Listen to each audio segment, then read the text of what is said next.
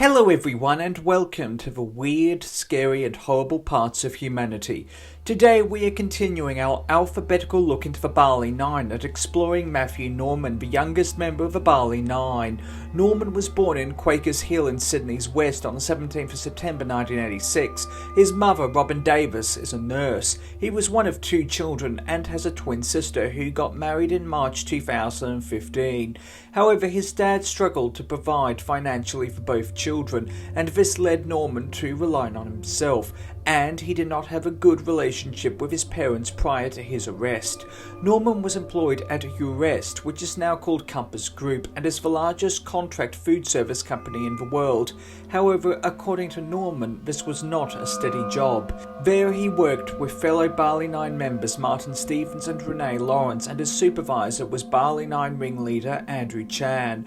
Norman said that he never used heroin and never knew anyone who used heroin, which made him not appreciate the dangers of the drug that he was importing back into Australia, as he lived in his own bubble, which made the decision to come to Bali to traffic drugs back into Australia far easier. According to Lawrence, in December 2004, herself, Tan Duc Van Nguyen, who went by David, Chan and Norman left Australia for Bali in order to smuggle drugs back into Australia, but the delivery was aborted due to a financial matter or someone knowing something about the plan, and the shipment was cancelled. As a result, the four returned to Australia empty-handed. Prior to undertaking the smuggling operation, Norman stated that with Chappelle Corby having been arrested on the 8th of October 2004 in Bali for smuggling 4.2 kilograms of cannabis into Bali in her bodyboard bag, he was very hesitant and didn't want to get involved, but still went through with it, as he was told that everything was taken care of on the Australian and Indonesian side and everyone was paid off. As a result, Norman agreed to tempt fate and go again. For this, he was to be paid $15,000, and in his own words, in an interview with the ABC's foreign correspondent in 2017, he was going to buy a car with the money, a V8 Ute, and knowing himself at the age of 18, probably would have wasted the rest. But he admitted that it was peanuts and stated in an interview with Brave Enough to think that we risked our lives for $15,000. It's nothing. He also said that he thought he was invincible and hanging around a dodgy crowd and wanted things as quickly as possible. On the 26th of March 2005, Norman and Lawrence were arrested for car theft, driving unlicensed and exceeding the speed limit by 40 kilometers along the Pacific Highway in a stolen vehicle and failing to stop for police, which necessitated for the New South Wales police to use road spikes. He was due to appear on the 26th of April 2005 in the Gosford Magistrates Court, but as of now his appearance and charges relating to the traffic offences remain outstanding.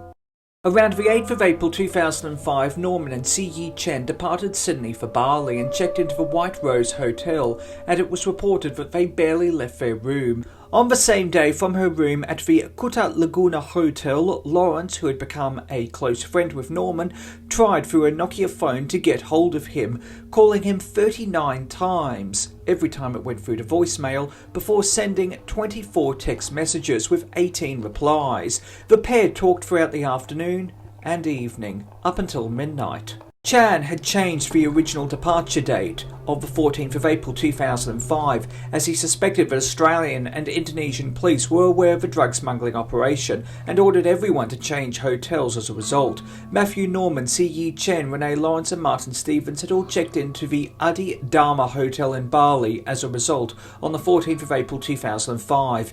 In reality, Chan did not know that Indonesian and Australian authorities were already onto the Nine. The father of Scott Rush, Lee Rush, contacted the Australian Federal Police fearing that his son was travelling to Bali to commit a drug-related crime, and received assurance from the Australian Federal Police that his son was under surveillance to dissuade him from going through with the crime and that he would not be able to board the flight. However, the AFP never contacted Rush directly and instead alerted Indonesian police that a crime was going to be committed 2 weeks before the arrests, with the AFP having launched an investigation approximately 10 weeks before the arrests. So in essence, regardless of what Chan did, the operation was doomed from when the Nine left Australia. On the 17th of April 2005, at Denpasar's Nugra Rai International Airport, Stevens, Lawrence, Sujukash and Rush were found to be carrying a combined 9.039 kilograms of heroin, body-packed, which they were attempting to export to Australia, with Andrew Chan arrested on board an Australian Airlines Boeing 767 bound for Sydney, with 3 mobile phones and a boarding pass found on Chan. Indonesian authorities had enough information to link him, even though there were no drugs found in his possession. Norman said that he got a phone call informing him of the arrest and that the trip was going to be cancelled, and he was ordered along with Nguyen and Chen to check into the Melasti Hotel in Kuta on the night of the 17th of April, with the trio acting as tourists. Sukumaran went to get his bags at the Hard Rock Hotel before returning to the Melasti Hotel. Approximately 20 minutes after checking in, Indonesian police knocked at the door where the trio was staying, with Norman opening the door. He was arrested along with Chen and Nguyen, with Sukumaran arrested upon his return from the Hard Rock Hotel. The group were in possession of 334 grams of heroin and bundles of plastic wrapping, elastoplast tape and a set of scales, indicating that they planned to transport drugs into Australia. He was isolated from other members of the Bali Nine because, as the youngest, Indonesian authorities believed that they could get information out of Norman and didn't want him to liaise with others arrested at the airport. He was held at an Indonesian army base and became paranoid as he did not know what would happen and hoped that he would be given bail, describing it as a difficult period. The reality and embarrassment and guilt of what he had done came to fruition when his family came to visit him at the army base. He noted that he felt like a failure for his arrest. Earning the nickname the Melasti Three, Chen, Nguyen and Norman were trialled separately from the remaining 6 members of the Bali Nine at the Denpasar District Court on the 11th of October 2005. As December 2005 rolled along, tensions between Sukumaran and Chan and the remaining members of the Bali Nine disintegrated. Lawyers sought the support of the Australian government's Director of Public Prosecutions to intervene and lay charges for conspiracy to import drugs so that the Nine could be extradited to Australia and charged under Australian law. However, judges called on Australia not to intervene. In late 2005, Norman became a Christian and struggled juxtaposing his faith with the possibility of the death penalty, struggled mentally, and had nightmares that he would be taken out of his cell and shot. He suffered from depression and was put onto antidepressants for a number of months and sought psychiatric help. During his final plea to judges, Norman stated, "I made a promise to myself that I would not take drugs or be associated with anybody involved of using drugs.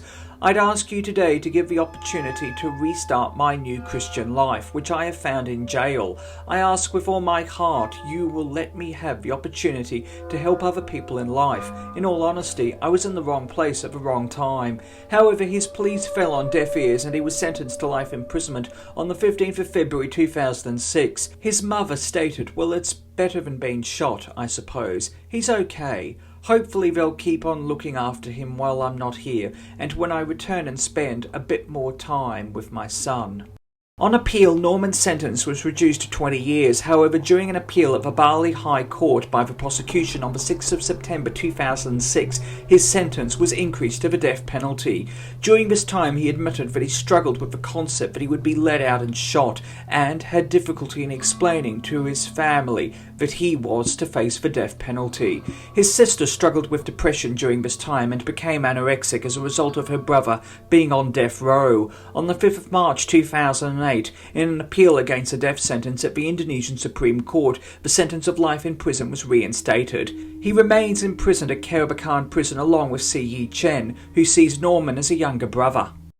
Norman is active in his Christian faith and teaches English language classes at Kerobokan prison, which he has run since 2007, with guards also taking part so that they can communicate with foreign inmates. In 2009, he started teaching tennis to prisoners.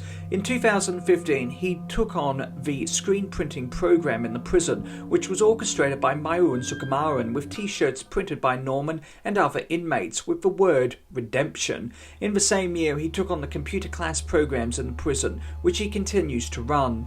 In the same year, he took on a leadership role within the church in the prison and runs a leadership accountability program with foreigners in the church.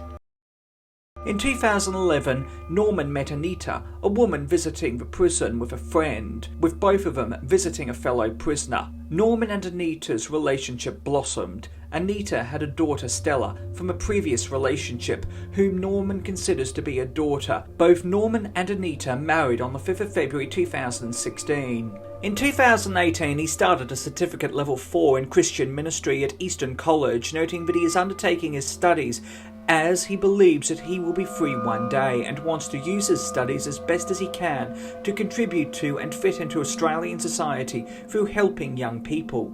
Both he and Chen have lodged 9 appeals for clemency, the most recent of which was in July 2020, which was to have their sentence reduced to 20 years, which would have meant that they would have been released by 2025. However, all of their appeals have been rejected. In a 2019 interview with Channel 9, Norman stated that he was not giving up hope of being released. In August 2021, Kerobokan Jail Governor Fikri Jaya Soebing told the Australian Associated Press that both Norman and Chen were model prisoners and deserved remissions and to be released, stating, "They have never violated the rules inside the jail and they actively manage the rehabilitation programs in jail. They have fulfilled all the requirements. If they don't deserve to get it, I would not have proposed it." In the lead-up to the execution of Sukumaran and Chan, Norman's mother travelled to Bali from her home in Port Macquarie, vowing to do everything that she could to save the lives of Sukumaran and Chan, but inevitably this came to nothing. In an interview with the Port Macquarie News, she said that her days are consumed by the consequences of her son's actions and the life that he denied himself, stating, "I'm a mess. I don't sleep. I don't see anyone anymore. Sometimes I drink, but I'm not giving up. I will not give up." She travels once a year to see him. She works with local police in Tweed Heads, running a school drug education program trying to encourage kids not to use drugs. Norman's father lives in Bali and has contact with him up to 3 times a week. Norman despises being associated with the Bali Nine and noted in an interview with the ABC's foreign correspondent, "I'm not Matthew Norman, I'm Matthew Bali 9. Thank you for watching. Please do yourself a favour and hit that subscribe button and the bell icon to inform you of when new videos come out. Also, why not hit that like button and leave a nice comment? It helps more than you know and your support is truly appreciated. Until next time, stay awesome, stay classy, be kind to everyone you meet, have an amazing day, and remember that truth is always more interesting than fiction.